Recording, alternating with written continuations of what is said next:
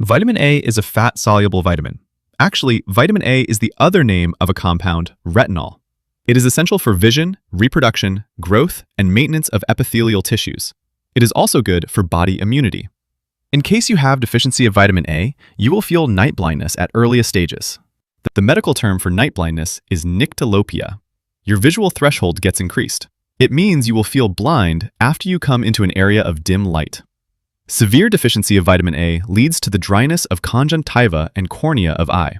In medical terms, this condition is called xerophthalmia. If xerophthalmia is untreated, it leads to corneal ulceration, which may cause total blindness ultimately. Deficiency of vitamin A also has effects on skin. Problems like aging of skin and acne formation occur. Vitamin A is available in foods like the liver and kidney of animals. Cream, butter, and egg yolk are also good sources. Vegetables like carrots are good sources too. The recommended dietary allowance, or RDA, of vitamin A for adults is 900 micrograms for males and 700 micrograms for females. If you take much vitamin A than the RDA level, that it accumulates to a toxic level. It leads to health complications.